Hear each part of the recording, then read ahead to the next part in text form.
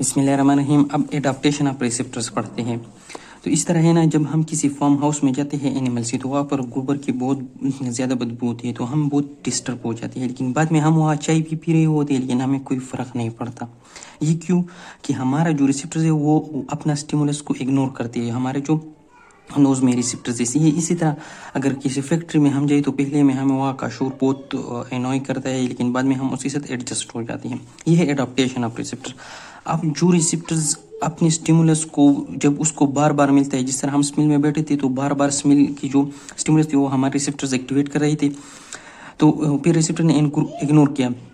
तो जो रिसेप्टर इसी तरह बार बार स्टिमुलेशन से अपना स्टिमुलस इग्नोर करते थे उसको बोलते हैं एडॉप्टिव रिसेप्टर्स, और जो इग्नोर नहीं करते उसको बोलते हैं नॉन एडॉप्टिंग रिसेप्टर्स, या वो रिसेप्टर जो बहुत ज़्यादा टाइम लेते हैं, like almost from hours to 2 days, उसको भी नॉन एडॉप्टिंग रिसेप्टर्स बोलते हैं। इसी है तो ये किस तरह होता है कि पहले में रिसेप्टर्स जो होते हैं ना, जब उसके पास सेंसेशन आ जाती है तो ये बहुत सारे इम्पल्स सेंड कर देती है, फिर धीरे धीरे इम्पल्स कम कर देती है उसका इंटेंसिटी, और फिर आखिर में बिल्कुल भी इस तरह स्ट्रेट लाइन बन जाते हैं और बिल्कुल भी इम्पल्स सेंड नहीं करते।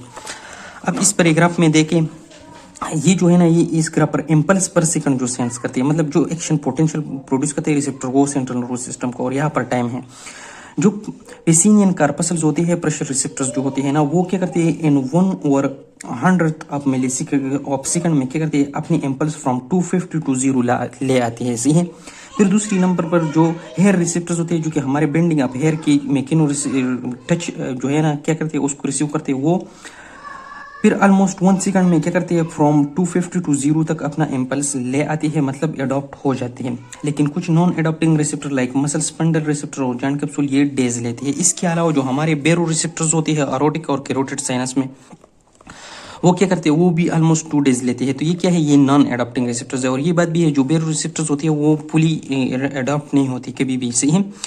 इसके अलावा जो हमारे कीमो रिसेप्टर्स है और पेन रिसेप्टर्स है, ये जो होते हैं ये नॉन मैकेनो रिसेप्टर्स है, लेकिन ये भी अडॉप्ट नहीं होते कम्प्लीटली। अब इन्होंने मैकेनिज्म में जो है ना पेसिनियन कार्पसल की क्या है, पेसिनियन कार्पसल्स की मैकेनिज्म डिस्कस की, वो किस तरह होते हैं वो इस डायग्राम पर डिस्कस करते हैं। एक मैकेनिज्म जो है उसको हम बोलते हैं विस्को इलास्टिसिटी मैकेनिज्म। क्या होता है कि ये क्या है, ये उसमें नर्व फाइबर है, ये निकल कर जाते हैं सेंट्रल नर्वस सिस्टम को ले आते हैं अपना सेंसेशन। अब यहाँ पर कोई प्रेशर पड़ा, सही है, ये क्या करके इसका जो शेप है वो डिस्टॉर्ट करेगा, डिफॉर्म करेगा, और इस जो नर्व एंडिंग आया है ये क्या करेगा यहाँ पर जनरेट करेगा पोटेंशियल, वो ले जाएगा सेंट्रल नर्वस सिस्टम में। लेकिन यहाँ पर इस ही कैप्सूल की अब पेसिनियन रिसेप्टर के अंदर फ्लूइड होते हैं जो कि इलास्टिक होते हैं, वो क्या करते हैं अपना शेप वापस रिगेन करते हैं। अब यहाँ पर वो स्टिमुलस पड़ा रहेगा, लेकिन यहाँ पर ये जो शेप यहाँ डिस्टॉर्ट हो गया था ये वापस अपनी जगह पर जाया होता है अगर स्टिमुलस उस पर पड़ा रहता है। ये इसकी प्रॉपर्टी है। तो क्या हो जाता है कि फर्दर इस नर्व एंडिंग को पता नहीं चलता कि ऊपर मुझ पर कोई स्टिमुलस है या नहीं है, तो इस वजह से ये अपना एक्शन पोटेंशियल खत्म कर देते हैं और फिर सेंट्रल नर्वस सिस्टम को सेंसेशन नहीं जाता। जो दूसरा है उसको बोलते हैं अकोमोडेशन। अकोमोडेशन मैकेनिज्म में ये होता है कि इस नर्व एंडिंग में क्या होते हैं, सोडियम चैनल्स होते हैं। तो जब इसको डिस्टर्ब किया जाता है तो यहाँ पर अंदर क्या हो जाती है, फ्रॉम एक्स्ट्रासेलुलर स्पेस सोडियम की इन्फ्लक्स हो जाती है और एक्शन पोटेंशियल जनरेट होकर जाती है कहाँ पर, सेंट्रल नर्वस सिस्टम की तरफ। लेकिन अब क्या होगा कि जब बार बार ये स्टिमुलस आएगा तो इस सोडियम चैनल्स को इनएक्टिव करेगा। जब इनएक्टिव करेगा तो फिर ये एक्शन पोटेंशियल प्रोड्यूस नहीं होगा और हमारे सेंट्रल नर्वस सिस्टम को पता नहीं चलेगा। फिर ये जो न्यूरॉन होते हैं इस सेंट्रल नर्वस सिस्टम के न्यूरॉन पर फायरिंग फर्दर नहीं करेगा। तो ये क्या है, इसी तरह से एडॉप्टेशन ऑफ पेसिनियन कार्पसल्स होती है। अब एडाप्टिंग रिसेप्टर्स के टाइप्स है। एक जो होते हैं स्लोली एडाप्टिंग होती है जिसको टोनिक बोलती है, दूसरी जो होती है रैपिड एडाप्टिंग होती है जिसको रेट रिसेप्टर या फेजिक रिसेप्टर्स भी बोलती हैं। अब ये जो स्लो एडाप्टिंग रिसेप्टर्स होती है ये फ्रॉम मिनट्स टू हावर्स लेती है, सी है, अपनी एडाप्टेशन में। तो ये क्या करते हैं, कॉन्स्टेंटली जो इन्फॉर्मेशन वो सेंट्रल नर्वस सिस्टम को भेज देते हैं, जिस तरह के मसल स्पिंडल हो गया और गोल्जी टेंडन आर्गन हो गया, ये दोनों क्या करते हैं हमारी पोजीशन अब और मसल पर जो टेंशन होता है उसकी इन्फॉर्मेशन और मसल की कंट्रैक्टिलिटी स्टेट का इंफॉर्मेशन सेंट्रल नर्वस सिस्टम को दे देते हैं। इसके अलावा मेकुला ऑफ द वेस्टिबुलर सिस्टम जो हमारे बैलेंस से रिलेटेड होते हैं उसका इंफॉर्मेशन भी देते हैं। इसके अलावा पेन हो गई, पेरो रिसेप्टर्स और कीमो रिसेप्टर्स, ये भी ज्यादा टाइम लेते हैं एडॉप्टिंग में, तो ये टोनिक कैटेगरी में आ गई। दूसरा है रैपिड रेट और फेजिक रिसेप्टर, इसमें पर्सिनियन और हेयर रिसेप्टर्स आती है जो कि बहुत जल्दी ये एडॉप्टेशन काज कर लेती है। अब यहाँ पर क्या होता है, जिस तरह स्टिमुलस आ जाते हैं पहले, ये बहुत अच्छी तरह से इंफॉर्मेशन ट्रांसमिट कर सकते हैं, लेकिन कॉन्स्टेंटली नहीं करती, क्योंकि विद इन अ सेकंड क्या हो जाता है, अपना जो सिग्नल है वो ख़त्म कर देते हैं। तो ये क्या होता है, जो टिश्यू डिफॉर्मेशन है पिसिनियन कार्पसल, वो पहले रैपिड दे देते हैं, लेकिन ये यूजलेस इसलिए क्योंकि ये कॉन्स्टेंटली हमारे सेंट्रल नर्वस सिस्टम को अवेयर नहीं करती। अब एक टॉपिक आता है predictive function of the rate receptor. इसमें ये कहते हैं ना कि रिसेप्टर्स की इंपॉर्टेंस के बारे में कहते हैं कि लेट से एक बंदा है वो इस तरह सर्कुलर पाथवे में रन करता है, तो हमारे ईयर में जो वेस्टिबुलर अपरेटस होते हैं, जो मैकुला वगैरह होते हैं, ये वहाँ से क्या करते हैं, इंफॉर्मेशन सेंट्रल नर्वस सिस्टम को भेज देते हैं। फिर सेंट्रल नर्वस सिस्टम इसको जज कर देता है कि उसको पता चल जाता है कि अगली 2 सेकंड में ये कितना राउंड लगाएगा सही है। इसके अलावा हमारे जो जॉइंट में रिसेप्टर्स होते हैं, मसल में रिसेप्टर्स है, उससे भी इंफॉर्मेशन आ जाती है कहाँ पर, सेंट्रल नर्वस सिस्टम में। फिर ये सेंट्रल नर्वस सिस्टम इस टर्निंग की सतह हमारे लिग की मूवमेंट और बॉडी के पोस्चर वगैरह को क्या करते हैं, एडजस्ट कर देते हैं, ताकि बंदा जो फ्यूचर के नेक्स्ट सेकंड्स है, नेक्स्ट टाइम है, इसमें सही जगह पर अपना पाव रख के वो फॉल ना करे। तो ये सीएनएस क्या कर देते हैं, ये अपना रिस्पॉन्स दे देते हैं मसल्स को, जॉइंट्स को और इसके टेंडन्स वगैरह को दे देते हैं। तो ये क्या है, एक प्रिडिक्टिव फंक्शन है। अब बात ये है ना कि ये जो इंफॉर्मेशन थी, ये सीएनएस को जाना था with in a milli second. क्यों?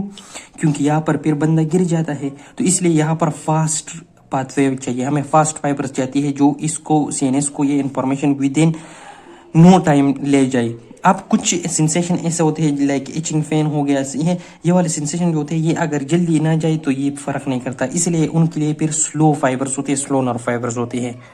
अब जो फाइबर्स फास्ट होंगी उसका डायमीटर भी ज्यादा होगा, वो माइलिनेटेड होंगे, जो स्लो होंगे वो नॉन माइलिनेटेड होगा और उसका डायमीटर भी कम होगा। तो इसलिए यहाँ पर फिर क्लासिफिकेशन ऑफ फाइबर्स डिस्कस किया है। अब under degree of myelination fibres को 2 कैटेगरी में डिवाइड किया है। एक को कहते हैं ए फाइबर्स, दूसरे को कहते हैं सी फाइबर्स। ये सी फाइबर्स अनमाइलिनेटेड और स्मॉल होते हैं डायमीटर में, जबकि ए फाइबर्स जो होती है ये माइलिनेटेड होती है, लार्ज डायमीटर होती है, इसका मीडियम साइज डायमीटर होता है। इनका स्पीड ऑलमोस्ट 120 मीटर पर सेकंड होता है और इसका 0.5 मीटर पर सेकंड होता है। और ये जो ए फाइबर्स है इसको फर्दर ग्रुप किया है अल्फा, बीटा और गेमा ग्रुप में, तो इसको हम कहेंगे ए अल्फा, ए बीटा और ए गेमा फाइबर्स। अब ये जो टाइप सी फाइबर्स होती है ये हमारे half of the sensory fibres होती है, जो इन्फॉर्मेशन सीएनएस को लेती है। और इसके अलावा पोस्ट गैंग्लियनिक ऑटोनॉमिक फाइबर्स जो होती है वो भी सी टाइप के फाइबर्स होते हैं। अब ये जो यहाँ पर ए गेमा फाइबर्स, सॉरी ए अल्फा, ये फर्दर 2 ग्रुप में डिस्कस किए। एक जो होते हैं वो मसल स्पिंडल में होते हैं। मसल स्पिंडल में कहाँ पर होते हैं, जहाँ पर एनोलोस्पाइनल जो फाइबर्स होती है वो सही है। दूसरी जो होती है वो दूसरी ग्रुप वाली गोल्जी टेंडन आर्गन में होते हैं। जो बीटा फाइबर्स होते हैं उसको फ्लावर स्प्रे एंडिंग कहते हैं, वो भी यहाँ मसल स्पिंडल में होते हैं। इसके अलावा जो गेमा फाइबर्स है ये क्या करते हैं, टच, पेन एंड टेम्परेचर की सेंसेशन ले जाते हैं सेंट्रल नर्वस सिस्टम में। सॉरी मैं गलत हो गया, ये गेमा नहीं है, ये मेरे ख्याल से डेल्टा फाइबर जैसे ही है। और जो गेमा होते हैं वो इस बीटा के साथ होते हैं, वो अलग टाइप के होते हैं माइलिनेशन की डिग्री के लिए ऐसे, लेकिन वो भी फ्लावर स्प्रे एंडिंग से क्या करते हैं, टेक्टाइल की सेंसेशन हमारे स्किन से ले जाते हैं सेंट्रल नर्वस सिस्टम में। और ये जो डेल्टा हो गया ये हमारी क्रूड टच और जो प्रिकिंग फैन हो गया, टेम्परेचर हो गया, इसकी सेंसेशन सेंट्रल नर्वस सिस्टम में ले आते हैं। और फिर ये जो सी फाइबर्स है ये जो हमारा क्रूड टच हो गया, इचिंग पेन हो गया, इसके अलावा टेम्परेचर का सेंसेशन सेंट्रल नर्वस सिस्टम में ले जाते हैं। For now Allah Hafiz.